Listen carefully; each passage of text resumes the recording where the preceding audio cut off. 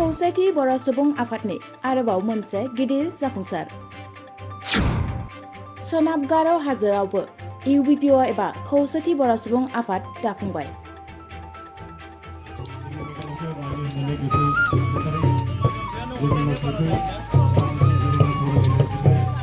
दिनै मेघालय हादोरसानि खौसेथि बर' सुबुं आफाद एबा UBPO खौ आफादगिरि महरै रूपकुमार बर' आरो गाहाय नेहाथारि महरै अभिजित मोसाहारि बिथांमोनखौ लाना मोनसे आबुं आफाद दाफुंनानै होनाय जायो। जोङो दिनै मोननो हाबाय मानगोनां रूपकुमार बर' बिथांखौ आफादगिरि आरो अभिजित मोसाहारि बिथांखौ गाहाय नेहाथारि लानानै मोनसे full fledged committee Meghalaya state UBPO जोङो दिनै दाबाय। मख'जाथावदि बे हाबाफारियाव बाहागो लाफैयो खौसेथि बर' सुबुं आफादनि आफादगिरि मनरन बसुमतारी आरो गाहाय नेहाथारि पीताम्बर ब्रह्म लोगोसे लेङाइ आफादगिरि ललित चन्द्र ब्रह्म आरो लेङाइ नेहाथारि अभिराम बर'। लोगोसेयैनो खौसेथि बर' सुबुं आफादनि सोद्रोमा उमाकान्त ब्रह्म बिथां आरो एडभाइजार अल आसाम बेंगली जुब फेडारेशननि मुस्रि अजय चक्रवर्ती बिथाङाबो बाहागो लायो।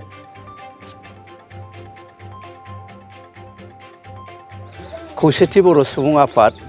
बे आफादखौ बुहुमनि बर'फोरनि गासैबो जेंनाफोरनि सायाव रायलायनानै जेंनाफोरखौ सुस्रांनो थाखाय मोनसे प्लेटफर्म जि दानायनि मोनसे थांखि जोंहा खौसेथि बर' सुबुं आफादा दङ। बे थांखि बायदियै जोङो दिनै मेघालय हादोरसा खौसेथि बर' सुबुं आफाद दानो थाखाय मेघालय हादोरसानि नैबे दलदंगा गामियाव जोङो ओंखारफैदों आरो इतिमध्य जोङो बेयाव खेबनै जाबाय फैनाया। सिगांबार खेबसे फैनायनि समाव जोङो बिथांमोनजों रायलायलायनायनि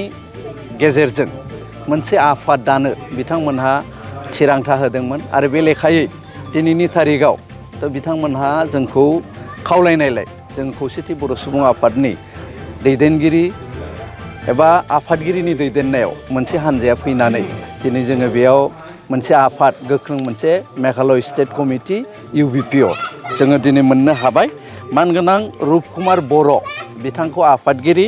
आरो अभिजित मोसाहारि बिथांखौ गाहाय नेहाथारि लानानै मोनसे full fledged committee Meghalaya state UBPO जोङो दिनै दाबाय आरो जोङो खोब आसाबादि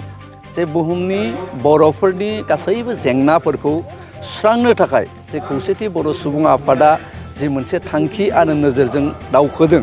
बे दावखोनायाव मेघालय स्टेट कमिटिया जोंजों हेफाजाब होनानै मेघालय रायजो जानाय बर'फोरनि जि जेंनाफोर बे जेंनाफोरखौ दैखांनानै एबा बे जेंनाफोरखौ फोसाबनायनि थाखाय जि हाबाफारि मावगोन बे हाबाफारियाव जोंजों मदद होफागोन। दा जोङो मोनसे बाथ्राखौ नायनांगोन जेरा मोनसे जायगायाव राजनैतिक भाबे जि सुजुग सुबिदानि बाथ्रा फैयो, राजनैतिक अधिकारनि जेला बाथ्रा फैयो, माइनरिटिसफोरखौ एसे नाख्रेबनानै मेजरिटिफ्रा मोनसे रल खालामनाय जि मोनसे खान्थि एबा जि मोनसे सिस्टेमाव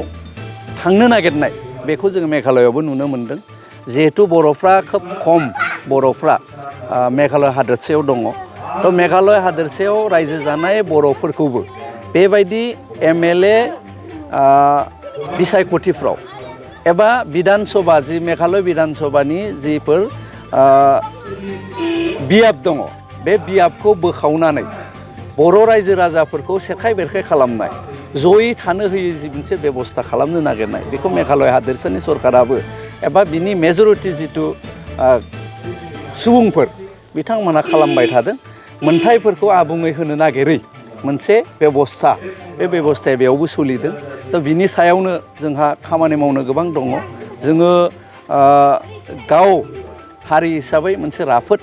जि मोनसे बेबस्थानि गेजेरजों खामानि मावनायनि गेजेरजों जोङो थांनांगोन आरो आं आसा खालामो जुदि बेबायदि जोङो जयै खामानि मावोबा मेघालयआव रायजो जानाय बर'फोरनि जे राजनैतिक अधिकार बे अधिकारफोरखौ जोङो मोनहोनो हागोन।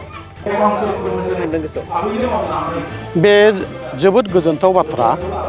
जों माब्लाबानिफ्रायनो हांख्रायना दंमोन, हयथ' समनि आंखालाव बिथांमोना इउनाइटेड बड' पिपुल्स अर्गेनाइजेसननि जि मावथि सोद्रोमाफ्रा जोंनो सम होनो हायाखैमोन। दा दिनै बे जाफुंबाय, बे जोंनि थाखाय जोबोद गोजोननाय बाथ्रा। दा खालि बे गोजोननायजों जों गोजोननानै थाब्ला जानाय नङा जोंहा मावनो गोनां बहुद हाबाफारि दङ बे इउनाइटेड बड' पिपुल्स अर्गेनाइजेशनजों जों मेघालय हादोरसा जे बे दिनै जे कमिटिखौ दानानै गालांबाय बिथांमोना बिसोरजों जों लोब्बा लाखिनानै दा जोंनि बे मेघालयआव दख्ल'सेल' बर' जेखौनोखि बुङो माइक्रस्कपिक बर' बे जोंखौ जोंनि अननाय आरो साननायखौ लानानै बिसोरो जोंनिसिम आवगायबोदों दा बेयाव जोंहा गोजोननाय दङ आरो आगोलाव जों बिसोरजों लोब्बा लाखिनानै